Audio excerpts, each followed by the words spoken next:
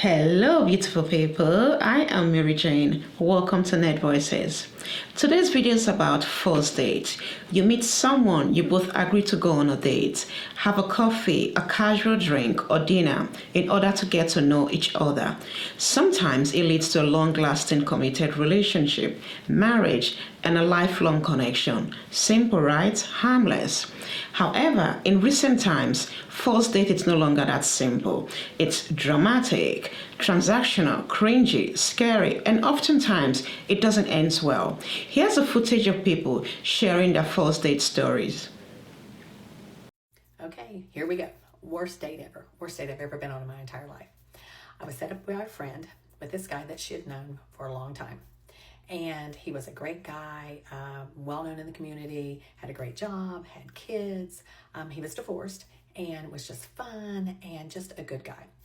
And everybody liked him and had a great personality. So saw pictures of him and he was looking good. And I was like, okay, I'll do it.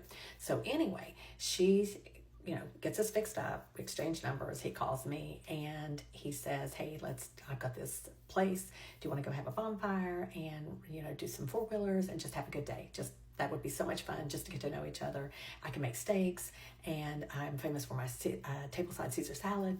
And he goes, and do you like wine? And I'm like, oh my gosh, I love wine. He goes, well, my favorite wine is Joseph Phelps Insignia. And I'm like, oh my gosh, that's my favorite wine. So I'm like, he goes, oh my gosh, that'd be great. I'll have a bottle.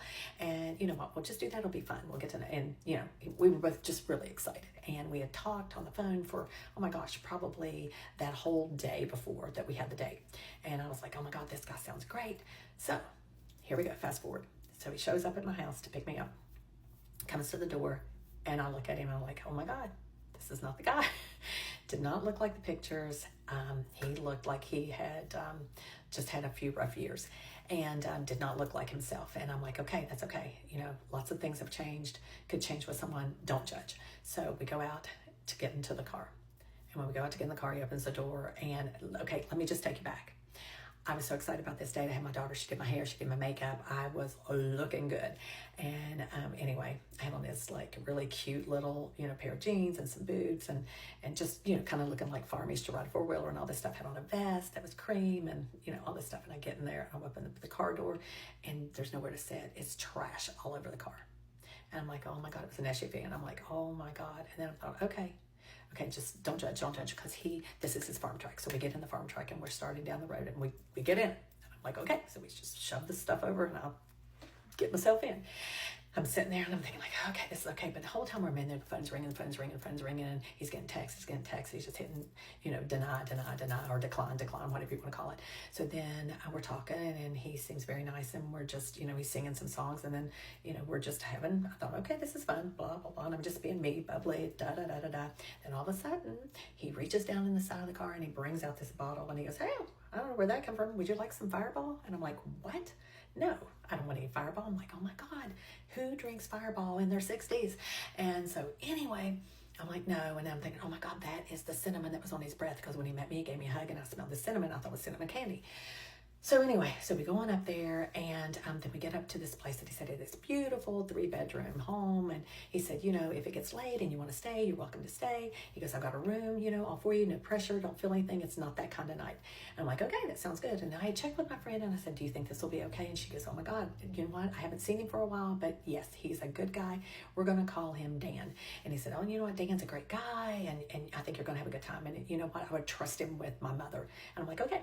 So anyway, we get up there and I get in and I pull in. It's like Deliverance Country and it is like a shack that looks like the roof is falling down and the paint's all chipped off the house and you had to like hit the door to even get in the house. I'm like, oh my God. So I get in there.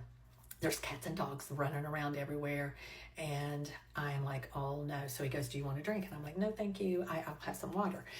So then he says, okay, let's go out and go over and do the bonfire and ride the four-wheelers. Well, at that point, I thought I'm not getting on a four-wheeler with you because I just don't want to do it. I just want to hurry up and get this dinner over with and get back home. So then we are sitting there and we're getting more phone calls as we're going over to the other house, to the farmhouse where he was going to do the bonfire.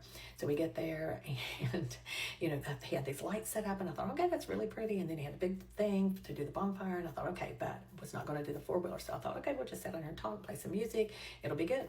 So before we could even, as soon as he just turned on the lights and we sat down at these picnic tables, and he just starts talking, like the phone's ringing, and he goes, I got to tell you, that's my girlfriend, my ex-girlfriend. She's calling. She won't leave me alone. She's crazy. Her husband passed away a few years ago, and they think that she had something to do with it. And I'm like, oh my God, scared the crap out of me. I'm like, oh, in my mind, I'm like, oh my God, how am I going to get out of here? What am I going to do? So he is just talking to her on the phone. I'm like, if you have to take it, just take the phone call. And I thought, okay, I've got to figure out how to get out of here. So it's getting late. He doesn't even start the bonfire, and I'm like, you know what? I'm getting a little bit hungry. And he goes, oh gosh, what kind of host am I? Let me get you up to the house, and I'll make this dinner. I'm like, okay, that sounds fine, because it's getting a little chilly outside. So we get back over to the house, and I'm like, oh my God, I just got to get out of here, So he starts talking, and then he starts to cook these steaks, and he makes these steaks, and he starts to bring it over to me. And he does not a table-side Caesar salad like he said he did. It was a bag. He just rips open the bag, he throws the salad in there, and he brings the steak over, and he sets it down, and he takes a bite of it, of his, and he goes, oh my God, these steaks are ruined. And before I knew it, he reaches over in front of me and grabs that steak, and he goes to the door, and he opens up the door and just throws it out to cats and dogs. And I'm like, oh my God. So in the meantime, his phone's ringing, and I said, you can please just answer it. So he answers the phone, and we're going to call her Mindy. And he goes, Mindy, I'm on a date. Leave me alone. I'm on a date. And I heard her, and she's like, you better tell her to get out of there. You had plans with me. I am 10 minutes from your house, and I'm going to get over there, and I'm going to kick her, you know what? And I'm like, oh my God. So all of a sudden he jumps up, and he starts shutting all the curtains. He's running around the house shutting all the curtains. And I'm like, oh my God, what is happening here? My heart was beating fast. I was scared to death. And all I could see was just me never getting home and being on Dateline, and my kids finding me, and or not finding me. And so he runs outside. He goes, gotta go out there and get that spare key, because she broke in my house before and she threw all my stuff outside. She's crazy. So he gets back in the house, and I'm like, you know what?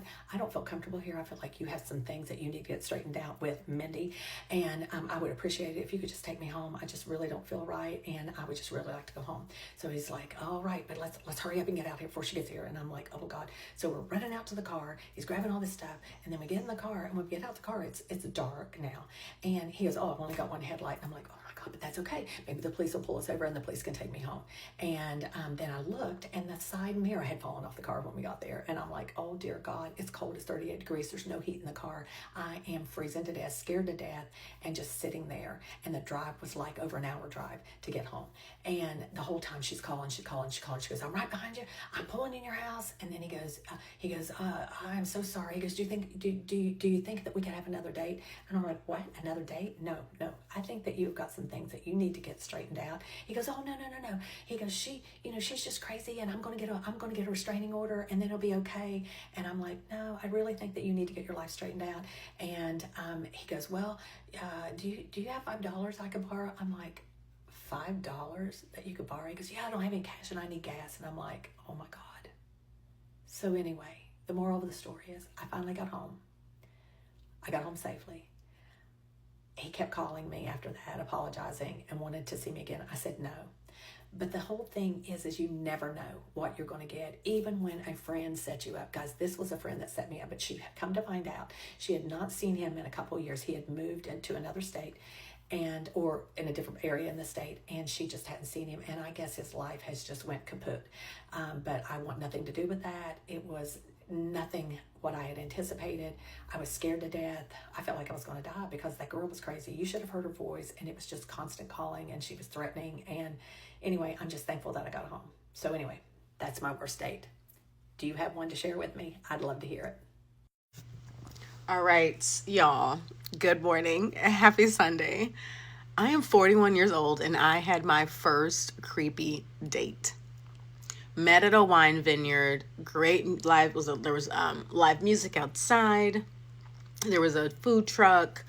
Seating was just nice. It was hot as hell. The wine was great. We actually had to get 2 bottles because Michelle was only able to get 2 glasses because this gentleman definitely liked to drink. And I don't mean sipping. Like, I'm a sipper. He was like chugging. Who chugs wine, first of all?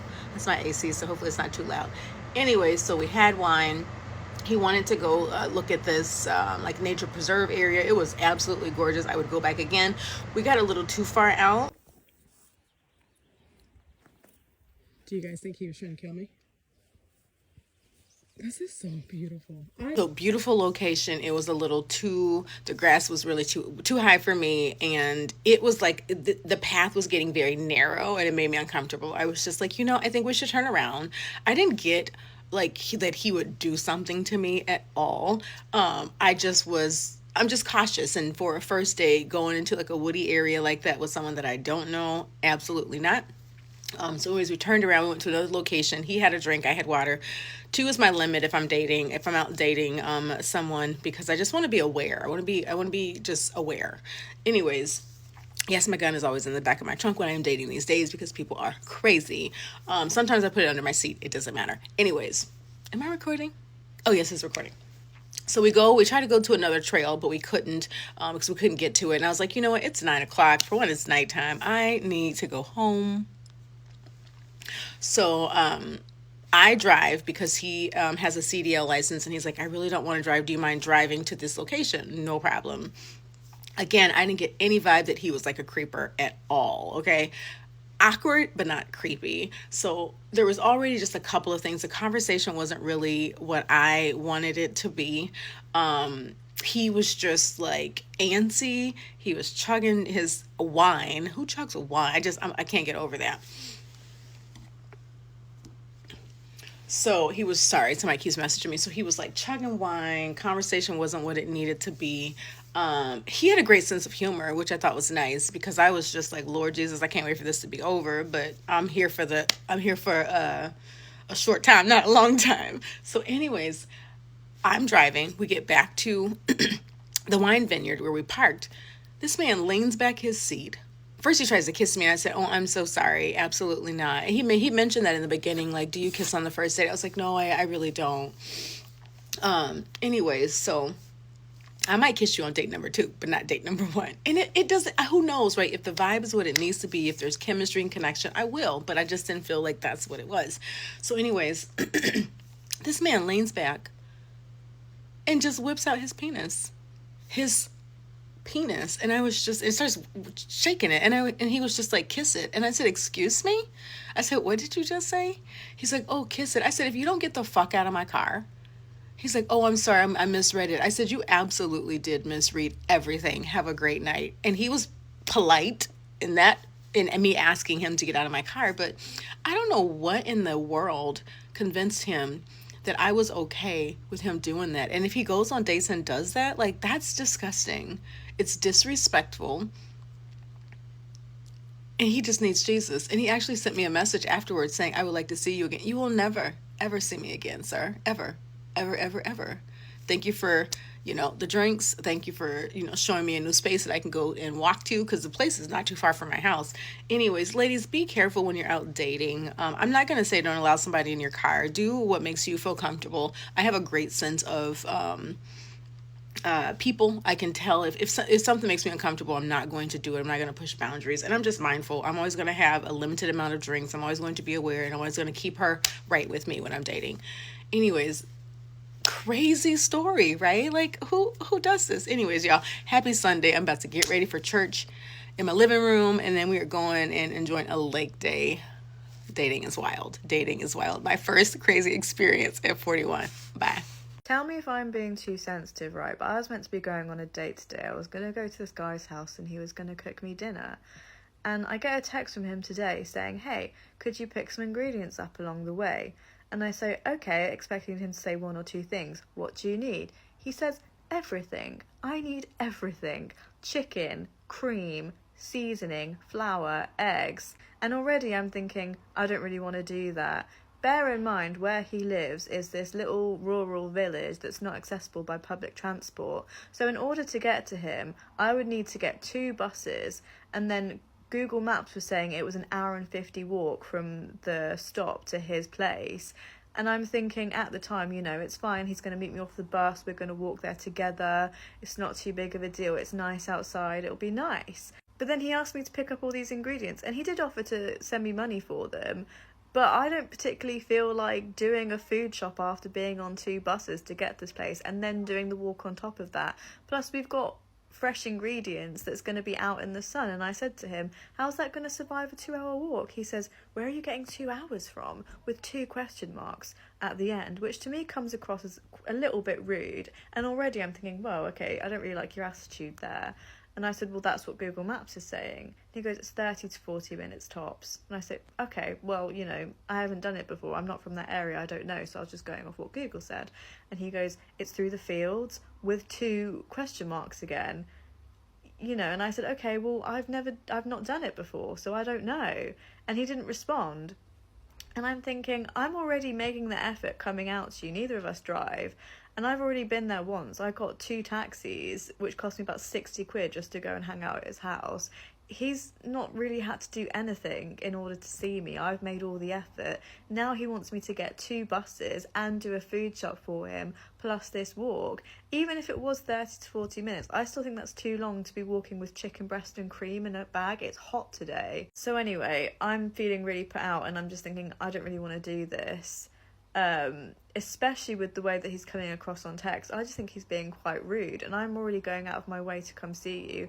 So I sent him a message saying, I don't really like the way you're speaking to me, and I don't really feel like putting in all this effort to come see you if you're not going to be nice to me. And he just didn't respond. So I guess I'm not going anymore. I'm really disappointed because I think it would have been quite nice. But yeah, there's no way in hell I'm going to make all that effort and do that. Plus having to do that on the way back to get home as well, for someone to be rude to me. And I, you know, it would have been lovely if he cooked me dinner, but I think if you're cooking someone dinner and you need them to get a couple ingredients, fair enough. But I don't think you should be expecting them to get all of the ingredients for the meal, though. I think that's kind of rude. I think overall his attitude has just been quite rude today, and I'm really disappointed. But I don't know if that's me just being quite sensitive. But yeah, I was going to get ready and head out and do it, but yeah, I just didn't like the way that he was speaking to me, so I've decided not to go, and he's not responded, so I'm guessing it's done, which is really disappointing.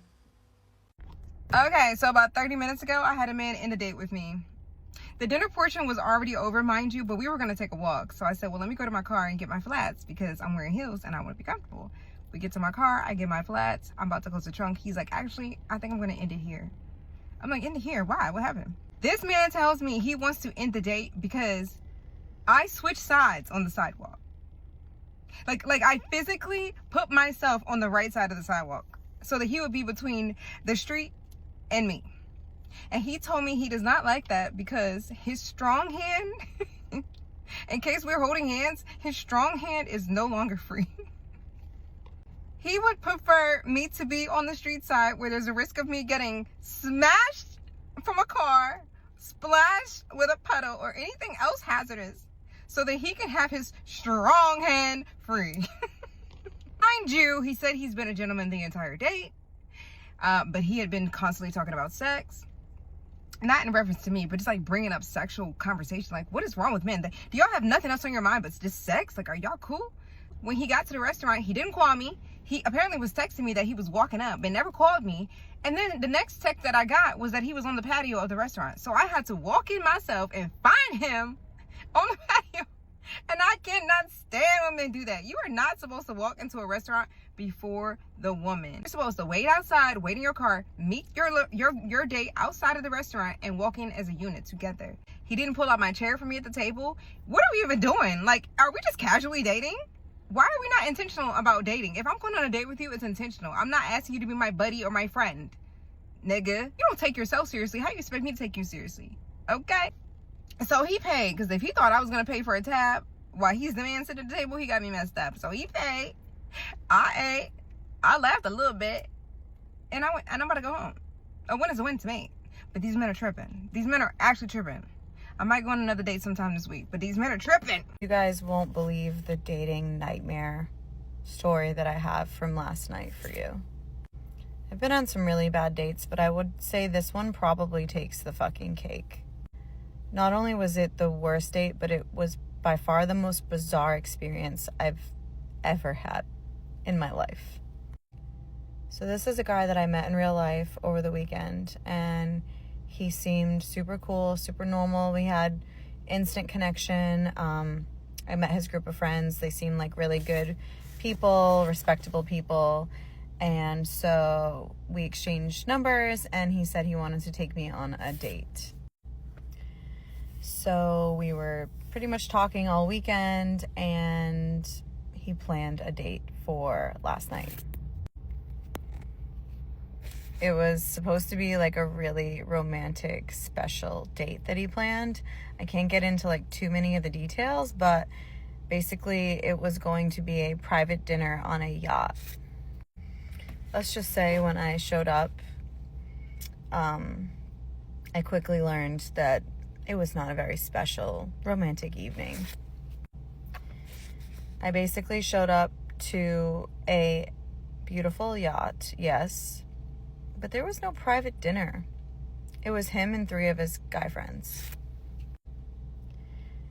I literally was so uncomfortable, and for me to be uncomfortable is not my normal because I can blend in anywhere and talk to anyone, but I literally felt like I was about to be in a bad or weird situation that I was not consenting to. And so I immediately felt weird, and my intuition was like, get out of here.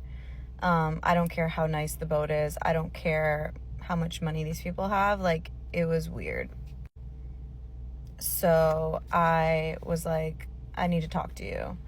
So we went on the upper deck of the boat and we talked for a few minutes, and I was like, what is this? Like, I thought we were doing X, Y, and Z. Like, this doesn't feel like a date. This feels weird and I don't like it.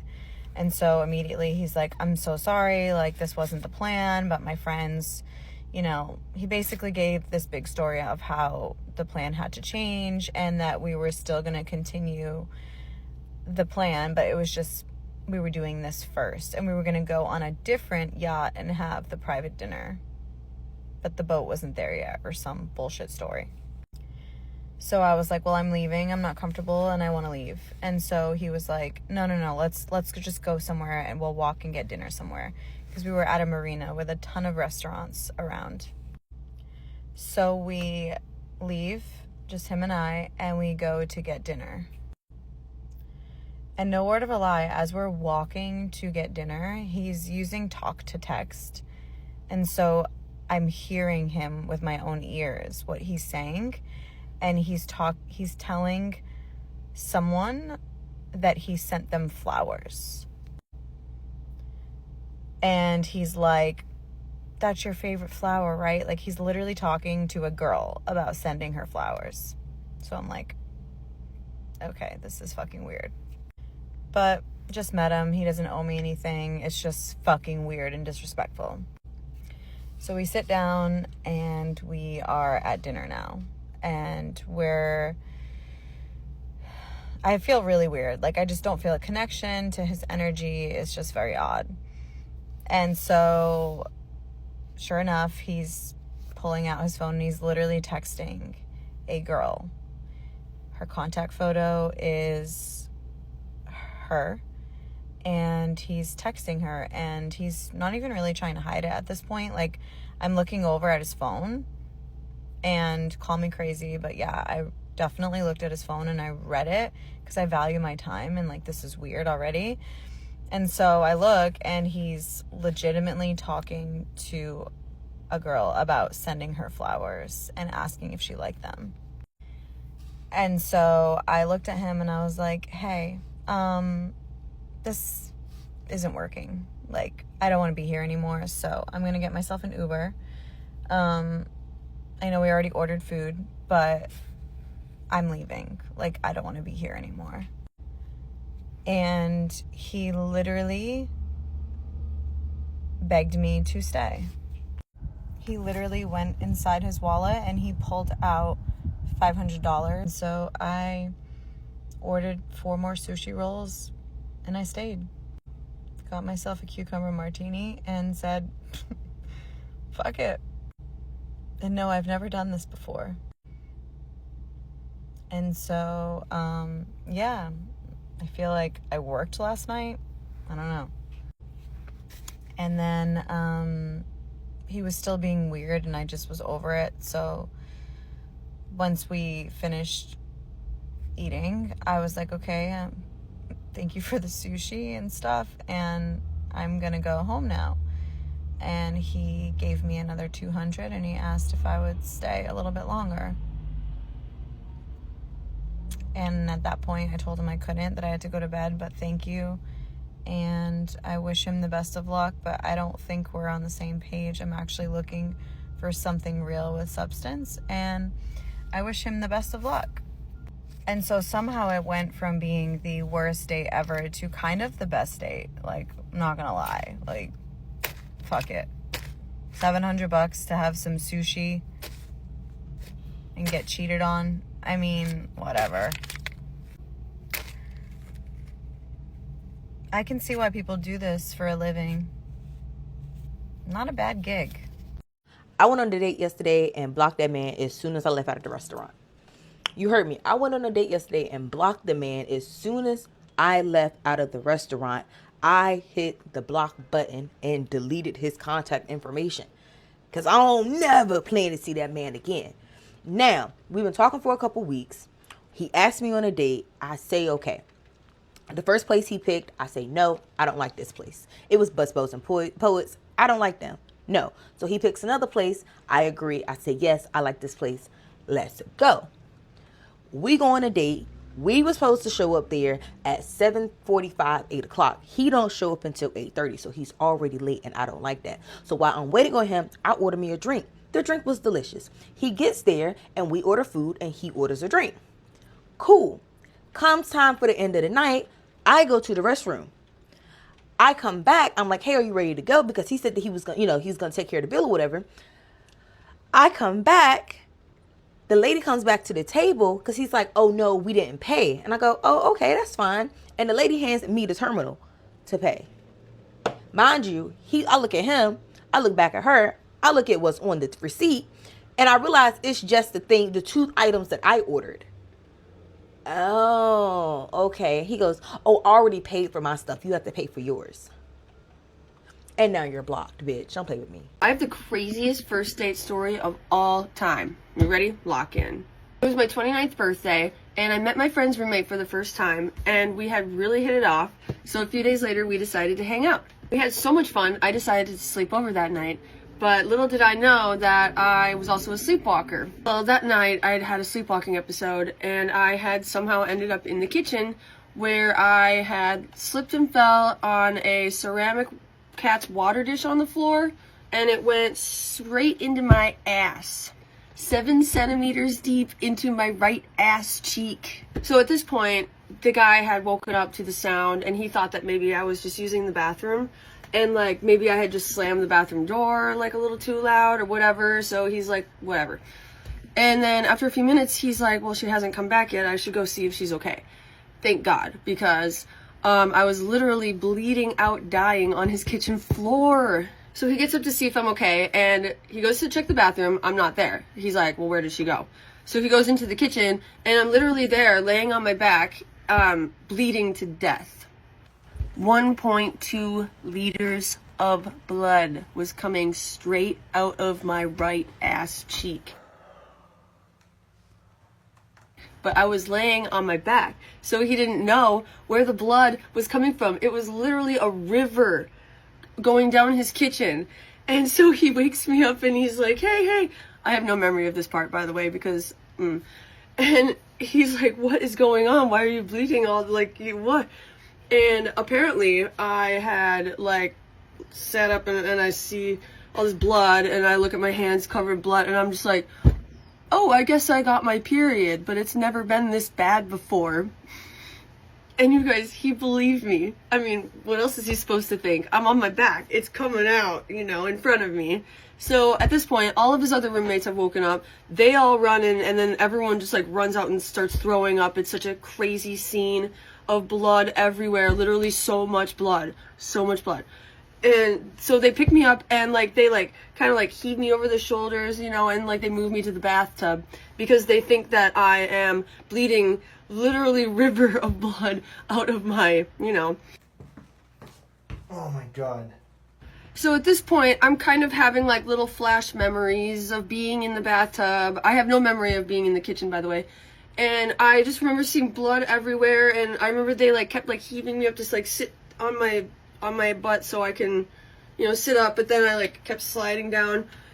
And so then the paramedics get there, and I remember being turned on my side, and I remember the feeling of the scissors cutting my wet bloody clothes off. And so they tipped me over so all the roommates could see what was happening, and they said that my right butt cheek, it literally was like, they said it was like a book opening or like a flower blooming. It was insane. I do kind of have a flash memory of being in the ambulance and them asking me like, okay, like, we're wondering if maybe we should give you ketamine because I'm just, you know, freaking out, or if they should give me fentanyl for the pain. And so they decided to give me ketamine in the IV here, and apparently I was like, oh, ketamine, I've had that before. This is much better. Fast forward into the morning, I woke up in the hospital. I had no idea why I was there. I'm laying on my left side. I don't know why I can't go lay on my back or on my right side at all, or why I can't sit or anything. I just knew that something was wrong, and I knew it was me. I just didn't know anything. My hair was just basically dyed red from blood.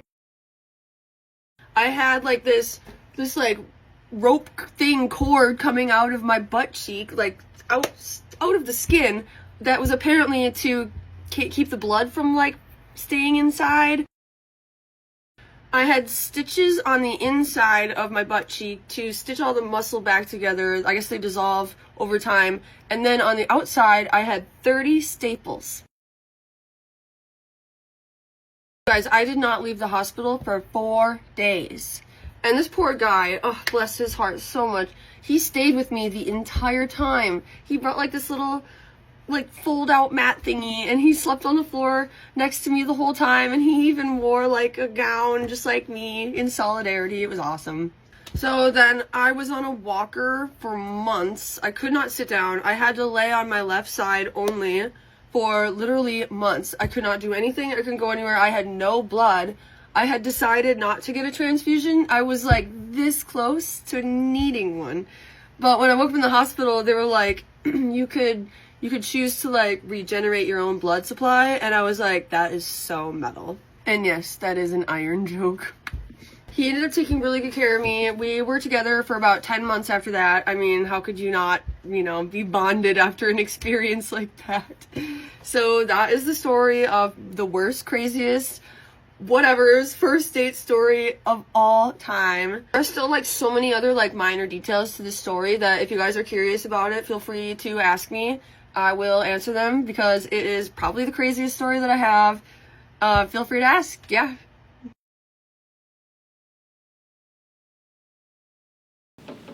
Some of the stories shared in this video was crazy, scary, and rude. It's a first date. Be civil. Keep it simple. You're getting to know the person. The woman that her friend introduced to a guy, her story was crazy. The man needs to sort himself and his crazy ex out. He shouldn't be going on a date. He has a lot going on in his life that he needs to work on. Going on a date should be the last thing on his mind. The woman that was going to go over to her date's house for dinner, and he asked her to bring few ingredients. He was rude. She made the right decision not to go. No, thank you. I'm not doing your weekly shopping for you. Next. No. No way. The woman that was sleepwalking and fell over a ceramic card dish, her story was scary. I'm glad she's well to share her story. When a man is not putting in the effort on a first date, not deciding on the venue, coming late, behaving badly, not wanting to pay the bill, it's a clear communication that he's not interested and he's still fishing for someone to go on a date with. When he meets someone he really likes and wants to go on a date with, he will do all that and more for the person. So the women did the right thing not to see them again. They're just wasting their time. What do you all think? Can you relate to any of the stories? Have you been on a first crazy date? Please share with us. Thanks for watching. Please like, subscribe, and share.